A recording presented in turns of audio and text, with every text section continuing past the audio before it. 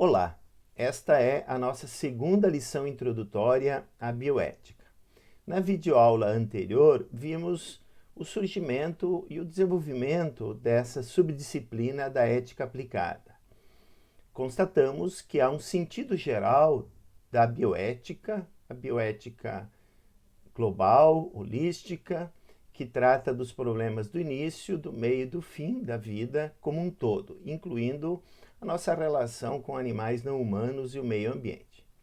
Entretanto, o sentido predominante, que chamamos de bioética específica, trata de problemas morais, de valores, de princípios no domínio das ciências da saúde, da biologia, da biomedicina, da enfermagem e de outras perspectivas interdisciplinares de análise desses problemas. Bem, vimos também que há uma série de enfoques normativos, de correntes que tratam questões bioéticas de diferentes perspectivas. Entretanto, a posição predominante é conhecida como principialismo.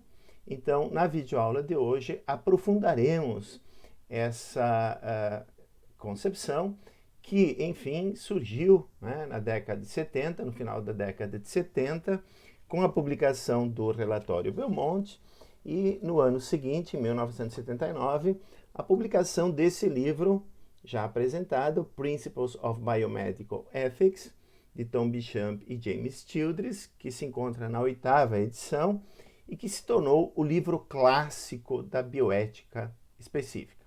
Quer dizer, daquele tipo de reflexão sobre questões de vida e de morte, que dizem sim respeito a questões das ciências da saúde, em especial da biomedicina, e que envolve, então, problemas éticos das pesquisas com seres humanos. Bem, no Brasil, desde 1996, foi criado o CONEP, que é um sistema que analisa as questões éticas das pesquisas envolvendo os seres humanos.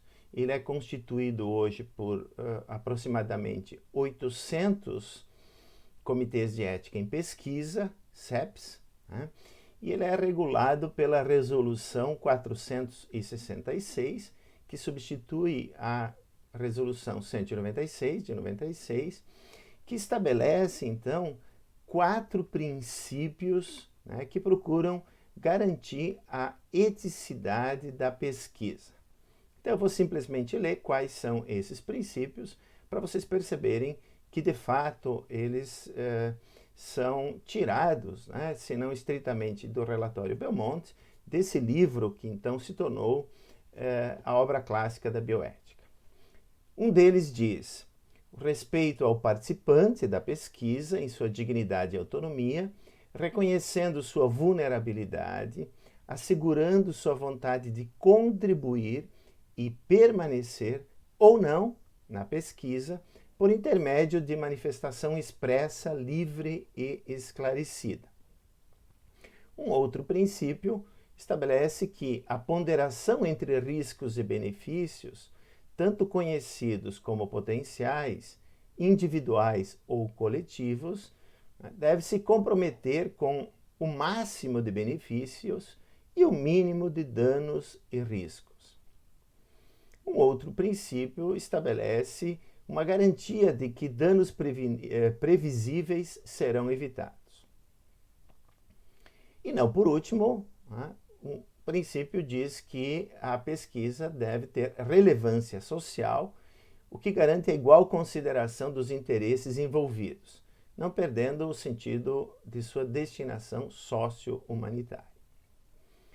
Bem, eu tive o cuidado de não ordenar o primeiro, segundo, terceiro princípio, etc., porque agora eu gostaria de fazer alguns esclarecimentos conceituais e metaéticos sobre este enfoque, também chamado enfoque dos 4 princípios. Bom, primeiro, então, a metaética subjacente, tanto ao relatório Belmonte quanto a esse enfoque, é intuicionista no sentido de John Rawls. Quer dizer, o intuicionismo para o Rawls é uma teoria metaética que sustenta que não existe um princípio único na moral, por exemplo, imperativo categórico, princípio de utilidade, mas há sim uma pluralidade de princípios, né? Por exemplo, esses 4 no domínio da bioética, e que não é possível nem estabelecer uma ordem hierárquica entre eles, nem subsumi-los, então, a um princípio. Bem, a aplicação desses 4 princípios a casos particulares é que decide qual dos princípios ou quais dos princípios devem ser aplicados. Então, o segundo esclarecimento é que esses princípios são considerados válidos prima facie, quer dizer, nós ouvimos a enunciação do princípio e intuitivamente nós aceitamos, por exemplo, a ideia de que devemos respeitar os participantes de uma pesquisa científica, né? Assim como que os danos devem ser evitados e assim por diante, né? Então, o que nós temos aí é uma base metaética intuicionista e a perspectiva, né, de aceitação desses princípios válidos como prima facie, né? Bem, além disso, é importante, então, esclarecer que o chamado respeito pela autonomia não é, como muitas vezes se diz, né, defendido como primeiro ou mais importante nesse enfoque. É claro que no contexto norte-americano, em geral, as pessoas pensam assim, mas isso é uma má interpretação desse enfoque. Além disso, esses princípios são sim formais, genéricos, né? Mas eles não funcionam sozinhos.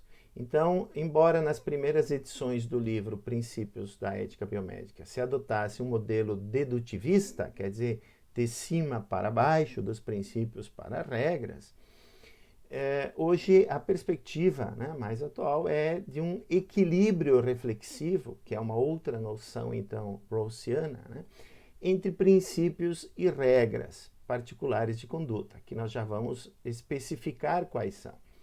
Então é exatamente isso, para evitar as famosas objeções hegelianas, né, a princípios universais, os autores incorporaram o método da especificação, quer dizer, de cada um desses princípios saem normas particulares de conduta. Bom, e finalmente, uma outra observação é que, como todos esses 4 princípios valem prima facie, não há ordem hierárquica entre eles, etc., né? Nós percebemos que, no fundo, do ponto de vista normativo, o principialismo também é uma teoria normativa mista. Quer dizer, o primeiro princípio, o de respeito à autonomia, o princípio da justiça, são princípios deontológicos. E os outros 2 são princípios teleológicos. Então, o interessante desse enfoque é superar aquela dicotomia tradicional da ética entre, por um lado, modelos exclusivamente deontológicos e, por outro, exclusivamente teleológico. Então, mantenham essas observações presentes, principalmente a ideia que, apesar do fato de que no Brasil, por exemplo, alguns enfoques religiosos sejam predominantes, oficialmente, né, a nossa bioética é guiada pelos 4 princípios. Bem, agora eu vou apresentar então rapidamente cada um desses princípios segundo o modo como eles aparecem no livro clássico. Então, um deles, claro, é o princípio do respeito à autonomia. A primeira observação, que se trata mais de um esclarecimento conceitual, é que a palavra autonomia aqui, ela tem, claro, uma origem antiga, né? Desde a polis grega. Lá não eram os indivíduos que eram autônomos, era a polis como um todo, né? Mas a partir da modernidade, o conceito de autonomia, principalmente, por exemplo, a partir de John Stuart Mill, passa a ser entendido como uma capacidade de um indivíduo, né, de deliberar, de escolher e de decidir o que fazer sobre seu corpo e sua mente, né? Então também não é o sentido de autonomia kantiana, né, como autoimposição de normas universais. Trata-se aqui de um uso, né, bem específico, então, da palavrinha autonomia como sendo relacionada, né, a exatamente isso que, no final das contas, o princípio estabelece, né? Que nós devemos respeitar escolhas e ações de pessoas. Prestem atenção à palavrinha ações aqui, porque Béchamp e Childress deixam de lado o princípio do respeito à pessoa que aparecia no relatório Belmont, porque eles acham que esse conceito é bastante vago, muitas vezes tem uma carga metafísica, e que aqui o que nós podemos detectar como sendo claramente identificável, né, como uma manifestação de respeito, é se nós respeitamos escolhas, né, por exemplo, expressas no termo de consentimento livre esclarecido que já apresentarei. Agora, para complementar aquela ideia, então, de que há uma espécie assim, de teia, né, entre princípios e regras, elas formam um todo, aqui está a especificação, então, de algumas regras que se seguem de um princípio do respeito pela autonomia. Então, por exemplo, falar a verdade é uma manifestação de respeito, né, às outras pessoas, a privacidade, né, não invadir a privacidade delas, proteger as informações confidenciais, obter consentimento para intervenções e tudo mais, né? Quer dizer, num projeto de pesquisa, somente se pode contar e mostrar o devido respeito, né, à autonomia das pessoas, se essas regras são seguidas.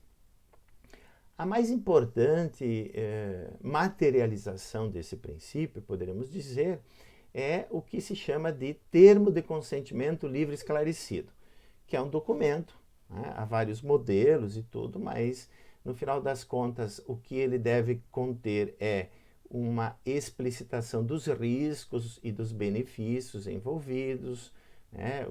Isso deve ser feito, por exemplo, numa linguagem clara, e a pessoa deve explicitamente autorizar, então, né, se submeter a certos procedimentos que aquela pesquisa exige.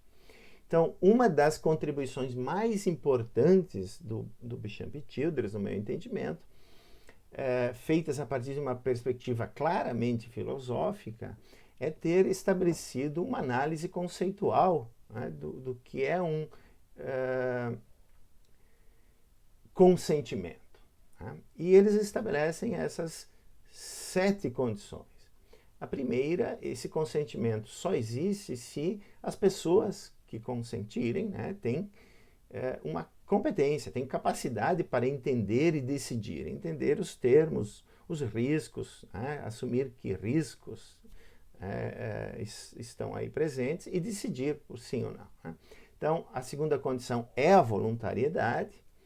A terceira é que haja de fato uma revelação de todas as informações relevantes, né?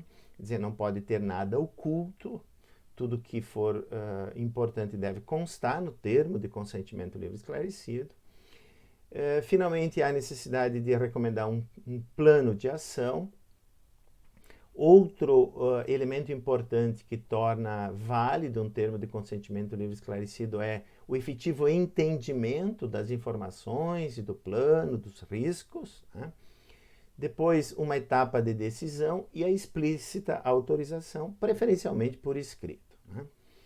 Então, a ausência de qualquer uma dessas condições necessárias, por exemplo, a pessoa não entendeu os riscos envolvidos, né, torna o documento inválido. Né? E mais do que o próprio documento, né, o que é importante é que o processo todo de obtenção do consentimento seja adequado e siga essas condições. Por quê? Porque aqui sempre a gente ouve uma crítica, né, que a mera assinatura de um termo de consentimento livre esclarecido pode ser puramente ritualístico, quer dizer, a pessoa tem umas letrinhas pequenininhas, a pessoa assina sem nem entender direito, sem ler e tal, né? Então, de fato, se for assim, ele não é válido, ele não estabelece a confiança entre pesquisadores e participantes de pesquisa, né? Que muitas vezes, claro, estão nessa relação também dupla, num papel duplo, né?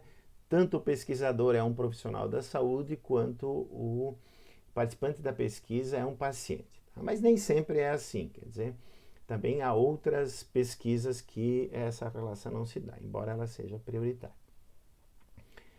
Bom, agora eu vou então apresentar brevemente também o outro princípio, chamado princípio da não maleficência.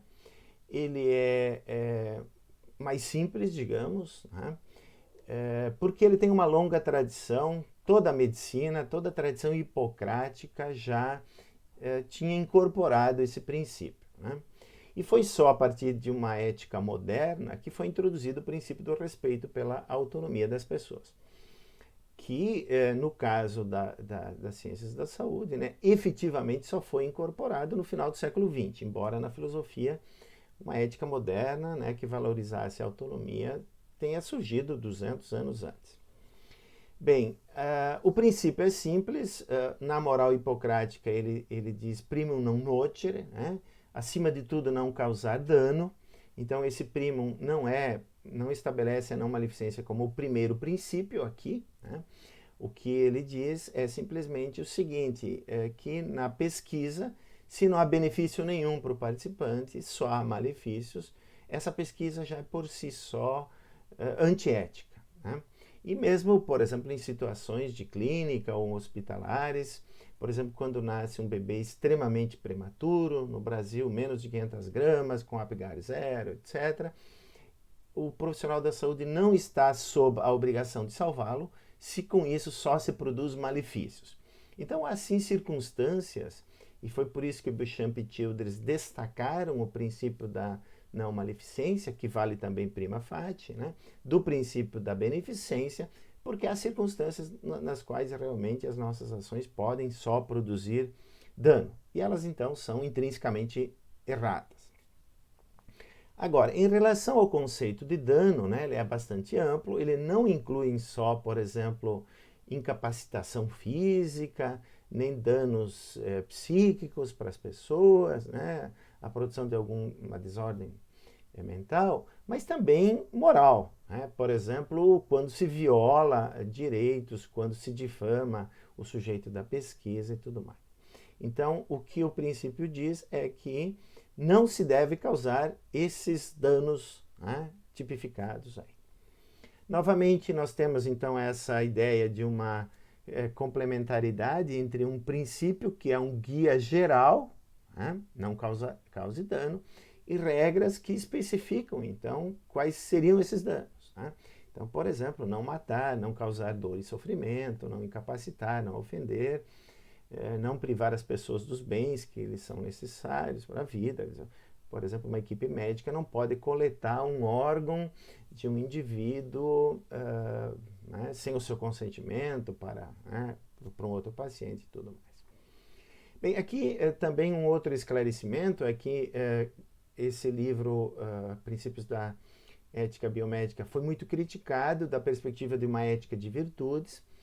Então, nas últimas edições, os autores tentam mostrar que há uma certa compatibilidade entre uma linguagem de princípios e normas particulares, regras, com virtudes. Eles chegam a dizer que esse princípio da não maleficência pode ser, então, defendido em termos de uma virtude, da virtude da não malevolência, né? Então, malevolência aqui exatamente significando um traço de caráter, uma disposição de agir sem causar dano. Há muitas aplicações, infelizmente não é possível, enfim, elucidar todas, mas uma delas, por exemplo, eu acabei de falar, quer dizer, se o princípio proíbe matar diretamente, né, ele não coíbe, por exemplo, deixar morrer pessoas, seja bebês extremamente prematuros, que eu já mostrei, seja, por exemplo, pessoas que já possuem uma certa idade, estão com uma doença gravíssima, né, sem possibilidade de recuperação, quer dizer, qualquer procedimento seria fútil no sentido terapêutico, né, quer dizer, ineficaz, não contribuiria nem para a cura, nem para o bem-estar das pessoas. Então, esse princípio autoriza que se suspendam esses procedimentos que só causam dano, né, e, eventualmente, se deixe morrer. Voltaremos a discutir essas questões quando tratarmos da eutanásia, ortotanásia, mistanásia e assim por diante. Bem, um princípio bastante próximo da não maleficência é o princípio, claro, da beneficência, então, né? O terceiro, sem pensarmos aqui em ordem hierárquica. O importante em relação a esse benefício é perceber que no sentido geral de beneficência, né? Que é como nós usamos a palavra, por exemplo, no nosso dia a dia, né? Devemos fazer o bem às outras pessoas, ajudá-las, agir por caridade, né? E coisas do gênero. E não é esse sentido que se tem presente aqui na bioética, né? Nós temos aqui o sentido de uma obrigação de agir em benefício das outras pessoas. Então é isso que significa beneficência específica. Por que obrigação? Porque um pesquisador jura, né?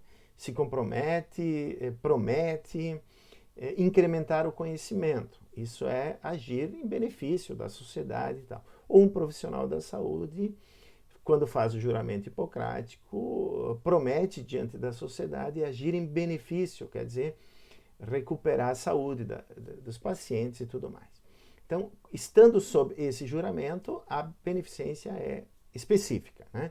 Por quê? Porque a beneficência geral, a gente faz o bem às outras pessoas, mas não tem obrigação de fazer aqui e agora, nem em relação ao indivíduo, uma pessoa específica, enquanto que esse é o caso na específica, né?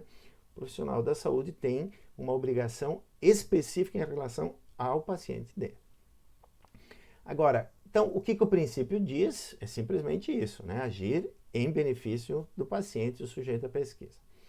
Agora, também há uma série de condições que tornam obrigatório a beneficência, né?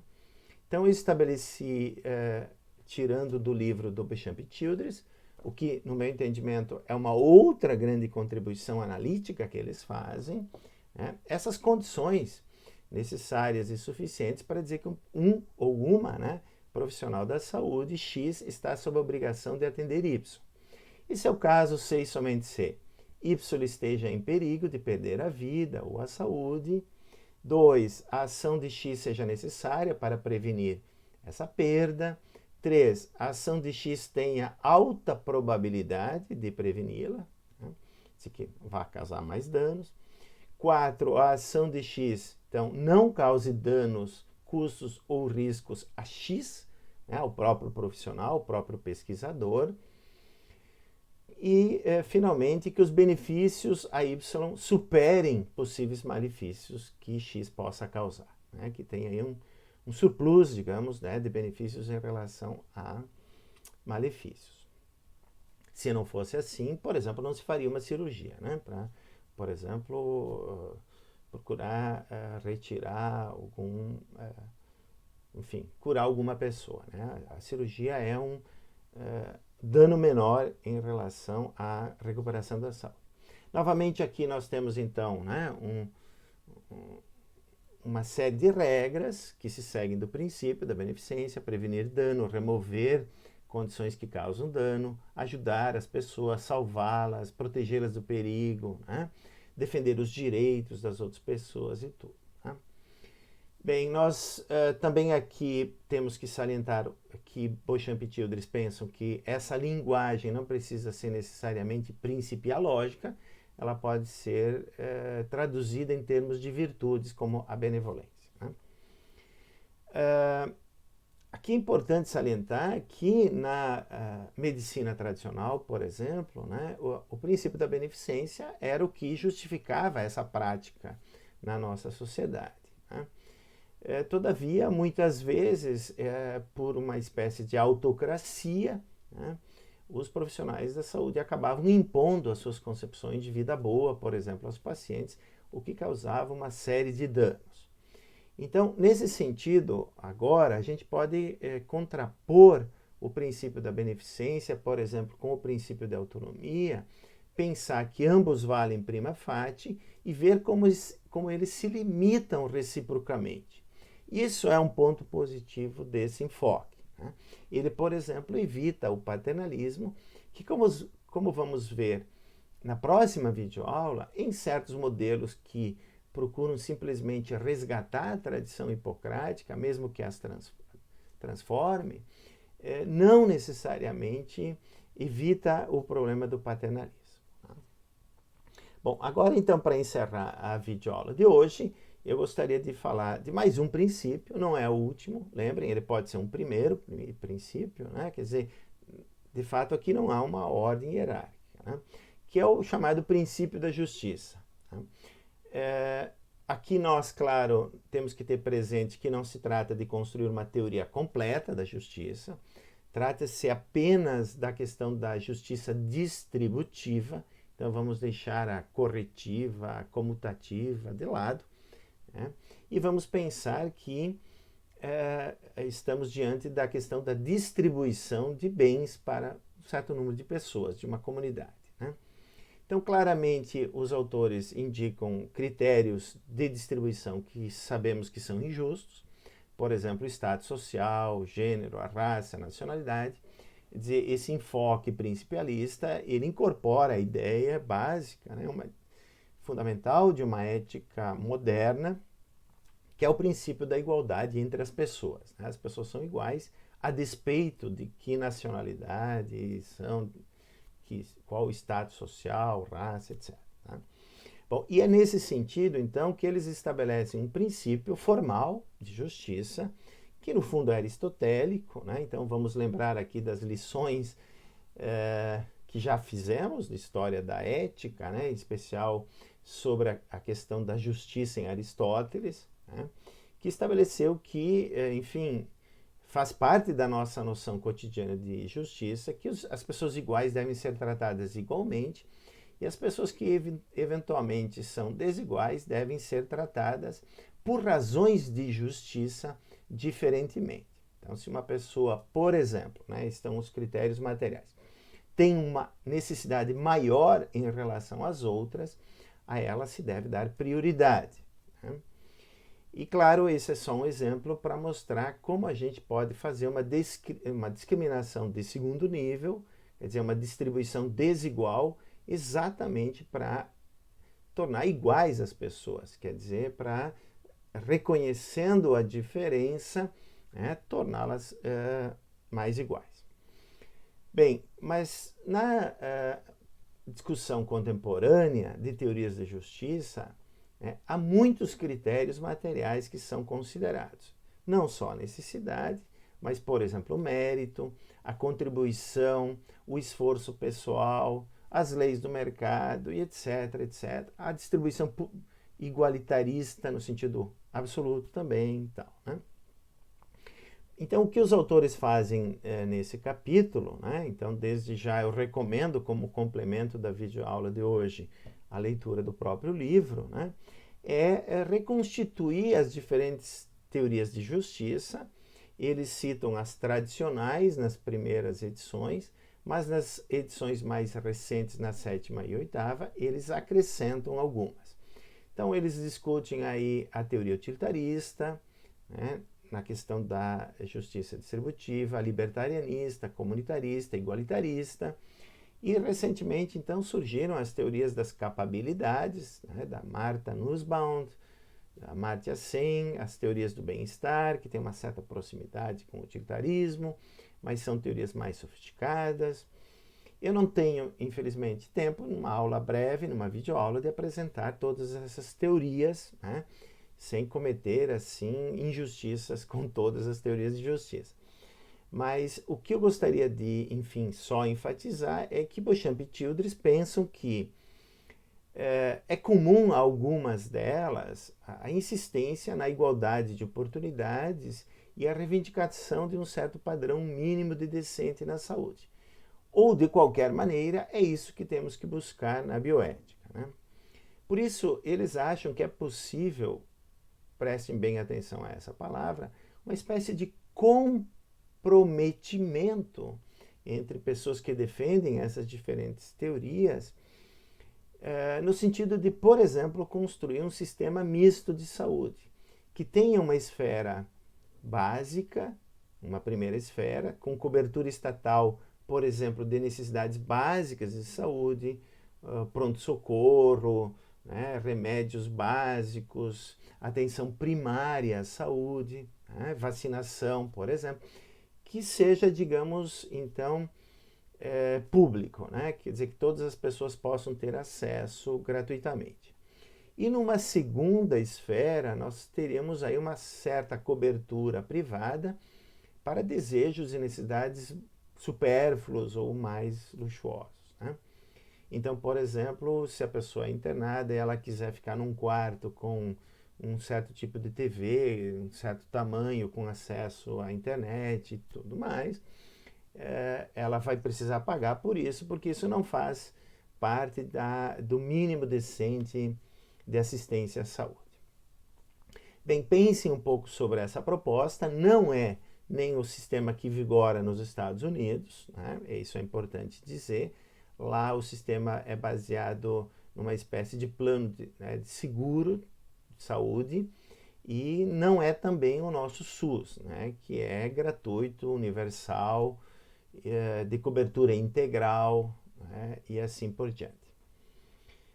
Bem, eu acho que é interessante usar esse modelo tanto para refletir sobre os problemas do modelo americano quanto os problemas do modelo brasileiro, que tem problemas, sim, né? Ele muitas vezes se torna muito burocratizado, as filas são enormes, ele é injusto porque as pessoas que têm mais condições ou os estados que são mais ricos acabam consumindo mais recursos e assim por diante, né?